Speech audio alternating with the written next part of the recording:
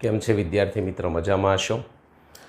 આજના વિડીયોમાં આપણે જોઈશું પ્રકરણ 6 વિદ્યુત ચુંબકીય પ્રેરણ 6.7 ઉર્જા વિચારણા એક માત્રાત્મક અભ્યાસ સમજાવો.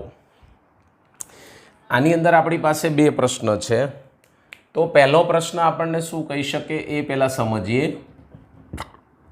પહેલો પ્રશ્ન આપણે શું સાબિત કરવાનો છે કે ભાઈ ચુંબકીય, આપણે આગળ અભ્યાસ આ જ આકૃતિનો કરી ચૂક્યા છીએ, એ જ આકૃતિ ફરીથી રિપીટ થાય છે, એના ઉપરથી જ આપણે સાબિતી મેળવવાની છે.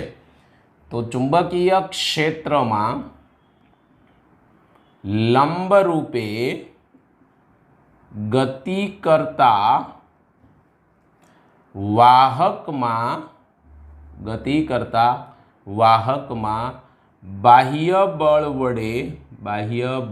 વડે અપાતો પાવર, બાહ્ય બળ વડે તમારે પાવર શોધવાનો, અને જ્યારે આ ગતિ કરશે ત્યારે એક જૂલ ઉષ્મા એટલે કે જૂલ શું કહેવાય આપણે જૂલ ઉષ્મા સ્વરૂપે વ્યય પામતો પાવર સમાન છે, એ બંને પાવરો સમાન છે તેમ સાબિત કરો. આવો આપણે પહેલો પ્રશ્ન અભ્યાસ કરવાનો છે, જેની અંદર આકૃતિ દોરવાની છે તમારે. હવે આકૃતિનું વર્ણન લખીશું કે આકૃતિમાં દર્શાવ્યા પ્રમાણે હું બોલીશ, લખવાનું નથી, તમારે લખવાનું છે, તમારા જ શબ્દોમાં લખી શકો. આકૃતિમાં દર્શાવ્યા પ્રમાણે સમાન ચુંબકીય ક્ષેત્ર પુસ્તકના પાનાને લંબરૂપે જતી દિશામાં છે.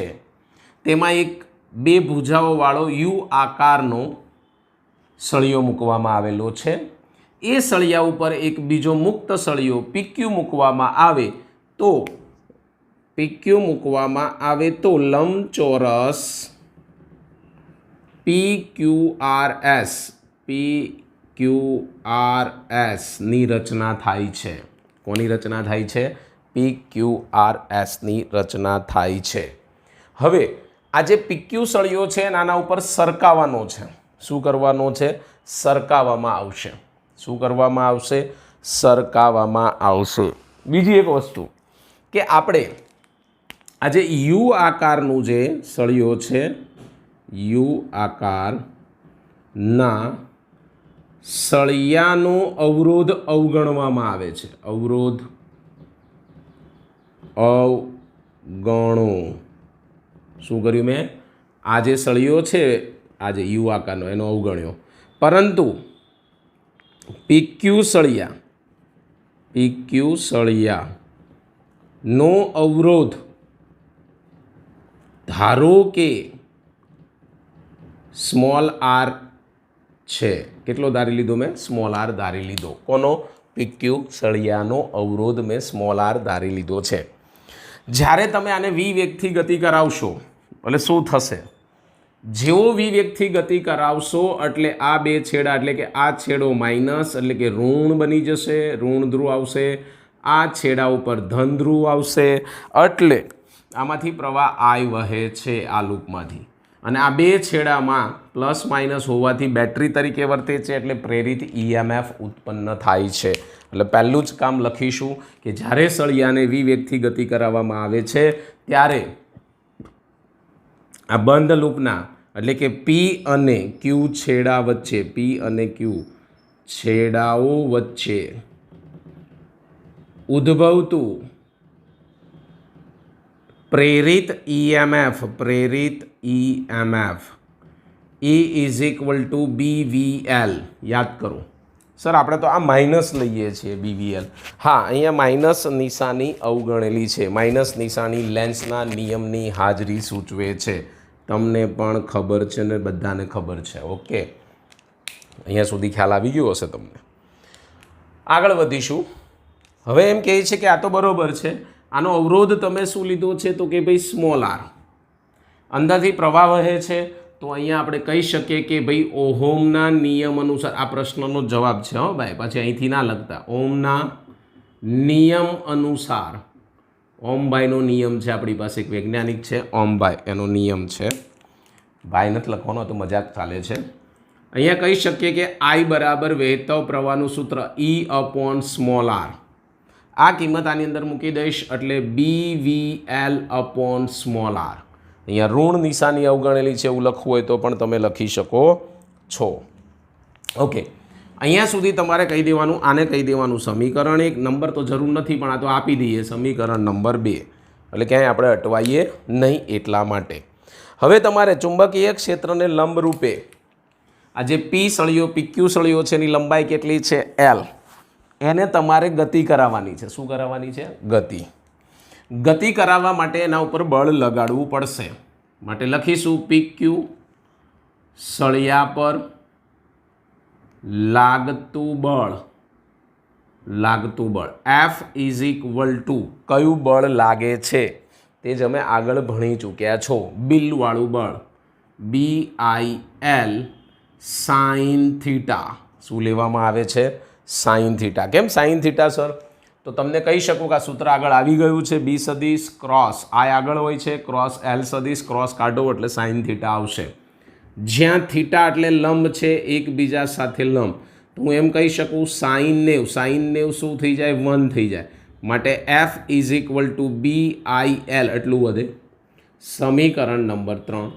સમીકરણ 3માં 2ની કિંમત મૂકી દેવાની. આ 2 અહીંયા મૂકી દેવાના છે. માટે લખીશ સમીકરણ 2ની કિંમત સમીકરણ 3માં મૂકતા શું આવશે? F બરાબર, કિંમતો મૂકીશું F બરાબર આ I આખો અહીંયા મૂકવાનો એટલે B 2 વખત થઈ જશે એટલે B², L² અને V એકલો છે એટલે એકલો મૂક્યો. આઈની જગ્યાએ મૂકવાનો એટલે BL ડબલ વખત થઈ જશે અને R. સમીકરણ નંબર 4. નંબર નહીં આપો તો પણ ચાલશે. તો આ મને બળ મળ્યું. શું મળ્યું મને? આ બળ. શું મળ્યું? તો કે ભાઈ બળની સળિયાની દિશામાં વિદ્યુત ભારોના ડ્રિફ્ટ વેગ અને તેના પર લાગતા લોરેન્સ બળના કારણે આ બળ ઉત્પન્ન થાય છે એવું પણ આપણે કહી શકીએ છીએ. લેન્સના નિયમ અનુસાર આ PQ સળિયો શું હોય? તો PQ સળિયા પર સળિયાના વેગની વિરુદ્ધ દિશામાં આને તમે ગતિ કરાવો તેની વિરુદ્ધ, એટલા માટે કે આ સળિયો અચળ વેગથી ગતિ કરવો જોઈએ. કેવી ગતિ કરવો જોઈએ? અચળ વેગથી. માટે એની વિરુદ્ધ દિશામાં બળ લાગે છે. આ મગજમાં ફિટ કરી દેવાનું. અચ્છા, હવે આપણને અહીંયા શું કીધું છે કે બાહ્ય બળ વડે અપાતો પાવર. તો પહેલાં આપણે એ શોધવો પડે. તો અહીંયા લખીશું બાહ્ય બળ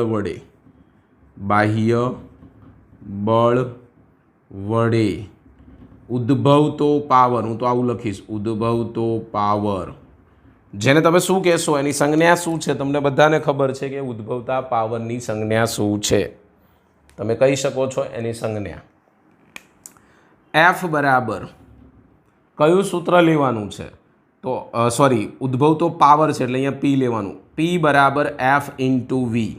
આ તમે 11મા ધોરણમાં ભણી ચૂક્યા છો. આ Fની કિંમત અહીંયા મૂકીશ.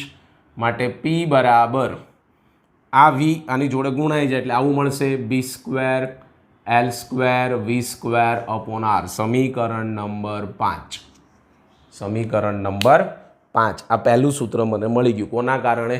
તો કે ભાઈ લખ્યું છે બાહ્ય બળ વડે ઉત્પન્ન થતો પાવર.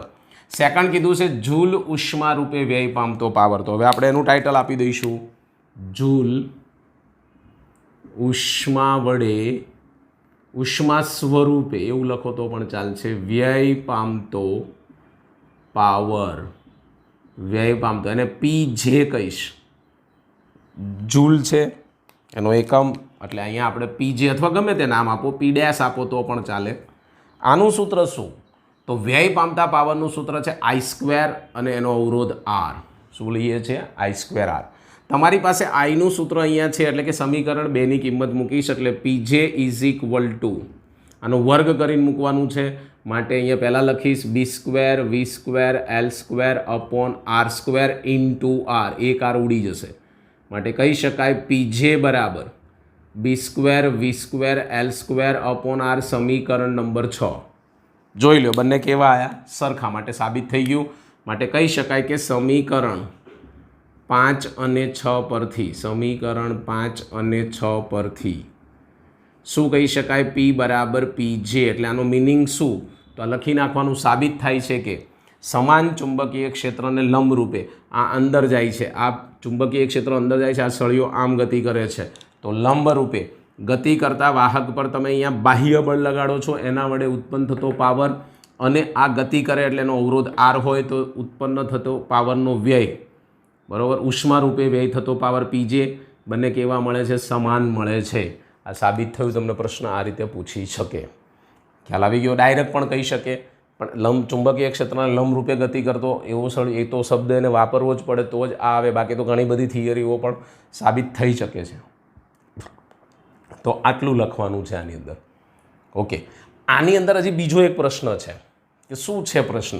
તો એમ કહે છે કે પરિપથ, આ પરિપથ બન્યો, પરિપથમાં વહન પામતો વિદ્યુત ભાર અને ચુંબકીય ફ્લક્સના ફેરફાર વચ્ચે સંબંધ દર્શાવતું સૂત્ર મેળવો. એટલે આપણે પહેલાં આને રફ કરી નાખીશું. એકદમ સિમ્પલ અને સાદું છે. આકૃતિ રહેવા દઈશું, આકૃતિ સમજવા માટે ખાલી. તો આપણે આની અંદર પ્રશ્ન બીજો કયો પૂછાય? ઉપરનો પ્રશ્ન પણ રહેવા દો, એટલે છેલ્લે મારે તમને કાઢી નાખવાની જરૂર. ચલો, કારણ કે એકવાર તો મેં તમને લખાઈ દીધો અહીંયા. ચલો, હવે પ્રશ્ન શું થશે પહેલાં એ સમજીએ. પ્રશ્ન એવું કહે છે, મેં તમને કીધું પરિપથમાંથી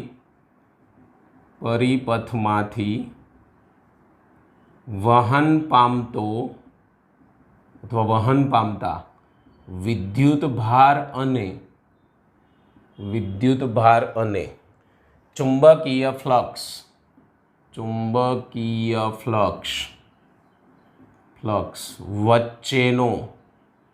વચ્ચેનો સંબંધ મેળવો.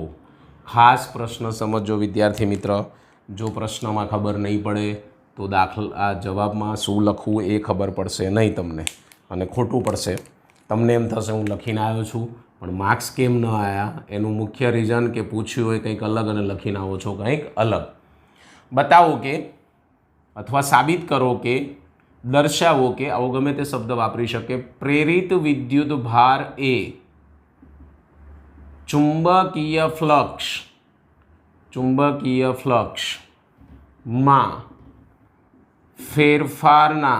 ચુંબકીય ફ્લક્સના ફેરફારના દર પર આધારિત નથી. શું કહે છે? આધારિત નથી. ચલો આગળ વધીશું આપણે. હા, આગળનો જે પ્રશ્ન હતો એ પ્રશ્નમાં આપણે પી બરાબર સાબિત કર્યું, તો એમાં બળ સુધી પણ પૂછાય કે લંબ રૂપે ગતિ કરતા સળિયા પર લાગતા બાહ્ય બળનું સૂત્ર, તો એ બરાબર આપણે સાબિત કર્યું B²VL²/R. તો એ સૂત્ર લઈ લેવાનું. પછી એમ પણ પૂછાય બાહ્ય બળ વડે ઉત્પન્ન થતો પાવર, તો ખાલી પાવરનું સૂત્ર. પછી એમ કે જૂલ ઉષ્મા રૂપે વ્યય પામતો પાવર, તો એ પાવરનું સૂત્ર. જે પૂછે, 3 વસ્તુ પૂછે. બાહ્ય બળ પણ પૂછી શકે, પછી પાવરના 2 સૂત્ર છે, એક તો બળ વડે અને જૂલ ઉષ્મા રૂપે. તો આ બેમાંથી જે પૂછ્યું, આ બેમાંથી એક તો એક પૂછવાનું, લખવાનું. બંને પૂછે તો બંને લખવાના. તો બળ તો પહેલાં આવી જાય, બળ વગર એ સાબિત થવાનું નથી. આની અંદર શું કરીશું? પહેલાં તો સૌપ્રથમ એની વાત કરીશું. ઓકે, તમે ફેરેડેનો નિયમ ભણી ગયા છો, તો પહેલું ટાઇટલ આપી દઈશું ફેરેડેના નિયમ અનુસાર. ફેરેડેના પ્રેરણના નિયમ અનુસાર શું થશે સૂત્ર? તો કહી શકાય આપણે મોડ ઓફ એટલે મૂલ્ય સ્વરૂપે માઇનસને કાઢવા માટે આ કામ કરીએ છીએ. Δ5/Δt સમીકરણ નંબર 1. માઇનસ કાઢવા માટે મેં મોડ ઓફ કર્યું છે. મોડ ઓફ ન કરો તો પણ ચાલે છે. ઘણા લોકો અહીંયા બી લખે છે. ઓકે, કેમ? ચુંબકીય ફ્લક્સનું આ સૂત્ર છે, માટે ત્યાં બી લખી શકાય છે. બીજી એક વાત કરીશું આપણે. હમણાં જ આપણે અવરોધ આર લીધો, યાદ કરો કે જો ફરીથી લખું છું, PQ સળિયાનો અવરોધ સ્મોલ આર હોય તો મોડ ઓફ E બરાબર IR લખી શકાય. સમીકરણ 2. બસ બંનેને સરખાઈ દો, આની કિંમત આમાં મૂકી દો તો લખી શકાય સમીકરણ 1 અને 2 પરથી. સમીકરણ 1 અને 2 પરથી શું લખી શકાય? તો ભાઈ આ પહેલાં આવશે એટલે અહીંયા આવશે IR બરાબર Δ5B/Δt સમીકરણ 3. જ્યાં તમને બધાને ખબર છે કે I બરાબર શું આવે? R તો અવરોધ છે આપણી પાસે, એ તમને બધાને ખબર છે. तो હું કહી શકું I બરાબર delta Q upon delta T. ત્રીજા ચેપ્ટરમાં ભણી ગયા વિદ્યુત પ્રવાહનું સૂત્ર છે. આની અંદર કિંમત મૂકી દઈશ એટલે સમીકરણ 3માં મૂકતા એવું લખો અને પદ લાંબા ન કરવા સીધું લખી નાખો. ઓકે, તો delta Q upon delta T અને ઇન્ટુ આર છે, not a four h into R. સામે શું આવ્યું? Delta 5b upon delta T. આ ઉડી ગયા માટે આવ્યું ડેલ્ટા ક્યુ બરાબર સામે જશે ડેલ્ટા 5b અપોન આર. એક સૂત્ર આપણને આ મળી ચૂક્યું છે. શું મળી ચૂક્યું? કોની વચ્ચેનો સંબંધ? વિદ્યુત ભાર, યસ આ વિદ્યુત ભાર, ચુંબકીય ફ્લક્સ, યસ આ ચુંબકીય ફ્લક્સ વચ્ચેનો સંબંધ દર્શાવતું સૂત્ર આપણને મળી ચૂક્યું છે, માટે સાબિત થઈ ચૂક્યું છે. એટલે આવું પણ સાબિત કરવાનું કે ડેલ્ટા ક્યુ બરાબર delta 5b upon delta R સાબિત કરો, આવું પણ પૂછે. એટલે 3 પ્રશ્ન અલગ અલગ રીતે પૂછી શકે. પછી બતાવો કે પ્રેરિત વિદ્યુત ભાર. એટલે આપણે પહેલાં તો એવું કહી શકીએ કે અહીંયા જે છે ક્યુ એ ચુંબકીય ફ્લક્સના ફેરફાર પર આધાર રાખતું નથી એવું આપણને કહે છે. શું કહે છે? ચુંબકીય ફ્લક્સના ફેરફાર પર આધારિત નથી. ચુંબકીય ફ્લક્સના ફેરફારના દર પર આધારિત નથી. તો ડેલ્ટા ક્યુ કોને ચલે છે? તો ડેલ્ટા ક્યુ ડેલ્ટા 5ને ચલે છે તથા ડેલ્ટા ક્યુ ચલે છે 1/r. તો આને શું કહેવાય? ડેલ્ટા 5ને આ સૂત્રમાં તો આને ખાલી એટલું જ કહેવાય ચુંબકીય ફ્લક્સનો ફેરફાર. ચુંબકીય ફ્લક્સનો ફેરફાર. એન્ડ ધેન આને શું કહેવાય? અવરોધ. જે આર છે એને અવરોધ કહી શકાય, પણ વ્યસ્ત પ્રમાણમાં છે એટલે વ્યસ્ત લખીશું. માટે એમ કહી શકાય કે જ્યારે તમે આ સળિયાને જ્યારે યુ આકારની ભુજા ઉપર ગતિ કરાવવામાં આવે છે ત્યારે તેમાંથી વહેતો વિદ્યુત પ્રવાહ એ ચુંબકીય ફ્લક્સના ફેરફાર પર અને અવરોધના વ્યસ્ત પ્રમાણમાં હોય છે. અહીંયા એવું કીધું છે ચુંબકીય ફ્લક્સના ફેરફાર પર આધારિત નથી, આવો શબ્દ વાપર્યો છે.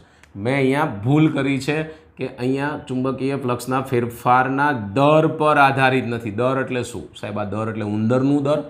ના ભાઈ, ઉંદરનું દર નથી. એને એમ કહેવાય કે આ કહેવાય સૂત્ર. જુઓ, ડેલ્ટા 5/ડેલ્ટા ટી. સમય, એકમ સમય.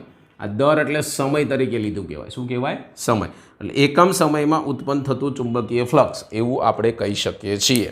માટે આને તમે ફેરફાર ન કહો તો કુલ ફ્લક્સ પણ કહેવાય. એટલે આપણે અહીંયા લખી શકીએ કે ચુંબકીય ફ્લક્સનું ચુંબકીય ફ્લક્સનું કુલ અથવા કુલ ફ્લક્સ એવું પણ કહી શકીએ. એટલે આગળ લખી નાખો ને, પણ કુલ ચુંબકીય ફ્લક્સ આવું પણ કહી શકાય. માટે ફેરફારના દર ઉપર આધારિત નથી. જો આ નથી આવતું ડેલ્ટા 5b/ડેલ્ટા ટી અહીંયા નથી આવતું ને, તો માટે કહી શકાય. માટે આ પ્રશ્ન 3 રીતે પૂછાય. પરિપથમાંથી વહન પામતા વિદ્યુતભાર અને ચુંબકીય ફ્લક્સના ફેરફાર વચ્ચેનો સંબંધ મેળવો. બતાવો કે પ્રેરિત વિદ્યુતભાર એ ચુંબકીય ફ્લક્સના ફેરફારના દર પર આધારિત નથી. અને આ સૂત્ર સાબિત કરવાનું કે ડેલ્ટા ક્યુ બરાબર ડેલ્ટા 5b/r. આ ઉપરથી ખબર પડી કે આ એના દર પર આધાર રાખતું નથી. તો આની અંદર આપણે આ ટોપિકની અંદર 6.7માં 2 થિયરી ભણ્યા. લખી અને તૈયાર કરી નાખવા વિનંતી. આગળ પાછા આના અનુસંધાનમાં જે દાખલા આવશે એ નેક્સ્ટ વિડીયોમાં આપણે દાખલા જોડે લઈ જઈ રહ્યા છીએ. ઉદાહરણ સ્વાધ્યાય બધું જોડે પતતું જશે.